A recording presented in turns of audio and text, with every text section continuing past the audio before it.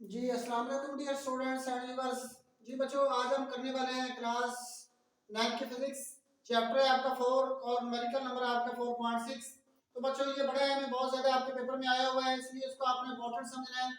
तो सबसे पहले बच्चे डेटा देखें। किसी कार के स्टीयरिंग व्हील का रेडियस जो होता है वो 16 सेंटीमीटर है। तो बच्चों रेडियस क्या होता है? अगर आपके पास ये एक सर्कल हो तो इसके सेंटर से किनारे तक जो फासला होता है ये आपका रेडियस कहलाता है। इसी को कार का स्टैंड समझ लें या सर्कल समझ लें। तो सेंटर के जो होता है, आपके सर्कल के सेंटर से लेकर किनारे तक फासला जो होता है वो आपका रेडियस कहलाता है। और इसमें बात हो रही है कार के स्टीयरिंग व्हील की, तो इसका रेडियस जो होता है ये आपके पास दिया गया है 16 सेंटीमीटर। और आपने इसका जो मालूम है पूरी लेंथ मालूम करने का फोर्स जो होती है यहाँ पर लगाई जाती है, जो कि इसका कपल आर्म कहलाएगा। तो एक रेडियस आपका इस तरफ हो गया और सेंटर से एक आर्म आपका इस तरफ हो जाएगा। तो इस तरह आपका ये टोटल जो होगा 16 सेंटीमीटर जो होगा दाएं, जो सेंटर के दाएं तरफ, और 16 सेंटीमीटर जो होगा आपके बाएं तरफ बन जाएगा।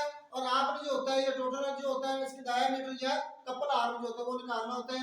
दोबारा देखें कि किसी कार के स्टीयरिंग व्हील का रेडियस 16 सेंटीमीटर है। तो जो होता है स्टीयरिंग व्हील का रेडियस जो दिया गया वो आपके पास है 16 सेंटीमीटर, जिसको आर से ज्यादा किया जाता है, और वो आपके पास है 16 सेंटीमीटर है।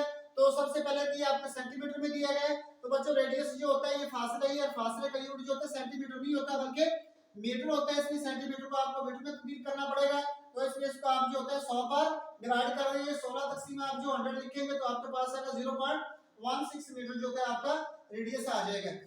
ठीक है जी। और दूसरी जो होती है आपने मालूम असल में करना है कार डायमीटर का, कि फार्मूला जो होता है डार्क का वो बराबर होता है एफ सर पे एल के, यानी एफ से मुराद फोर्स है और एल से मुराद होता है लेंथ, ये कपल आर्म की लंबाई। तो आपने जो कपल आर्म मालूम करना है और कपल आर्म के लिए आपको डायमीटर निकालना पड़ेगा। तो इसलिए आपका आ जाएगा स्टीयरिंग व्हील का डायमीटर, जिसको हम कपल आर्म भी कहते हैं, और इसको एल से भी ज़ाहिर किया जाए तो डी से भी आप ज़ाहिर कर सकते हैं, जो कि आपके सामने लिखा हुआ है। इसमें एल जो होगा ये आपका होगा 2r के, r प्लस r के, तो इसको हम लिख सकते हैं 2r, यानी दो दफा आपने जो होता है रेडियस को जमा करना है। तो उससे स्टीयरिंग व्हील का डायमीटर ये कपल आर्म आपका हो जाएगा l इक्वल टू 2r के, ये आपका 2r है, और r की कीमत जो आपके पास 0.16 दी गई है, इसको 2 से मल्टीप्लाई करें तो आपके पास 0.32 जो होता है मीटर आपका आ जाएगा। और इस तरह आपके आगे दी गई है फोर्स। फोर्स जो आपके पास दी गई एफ है, एफ से ज़ाहिर किया जाता है, और ये आपके पास है 50 न्यूटन। और मालूम आपने क्या करना है, इस फोर्स से पैदा होने वाला टार्क, ये होता है टार्क। टार्क या टार्क ये आपने जो तो मालूम करना है। फार्मूला बच्चों इसके लिए आपके पास है टार्क बराबर होता है एफ ज़रबे एल के, उसको चाहे तो आप ज़रब डॉट आप डी भी लिख सकते हैं, क्योंकि फासले को डी से भी ज़ाहिर किया जाए, डायमीटर को डी से भी ज़ाहिर करते हैं और एल से भी आप ज़ाहिर कर सकते हैं, जिस तरह आप बेहतर समझे। ठीक है, तो बच्चे आप कीमत दर्ज कर दें। एफ की कीमत जो होती है वो आपके पास दी गई है 50 न्यूटन, जबकि एल की जो होती है वो आपके पास कीमत दी गई है 0.32 मीटर। और बच्चों आपका ये स्टेप है कीमत दर्ज करना। तो बच्चों अब हम इसको हल करते हैं। ये आपके पास इस तरफ 50 है और ये आपके पास है 0.32, और ये आपका स्टेप जो होता है वो आपका हल का है।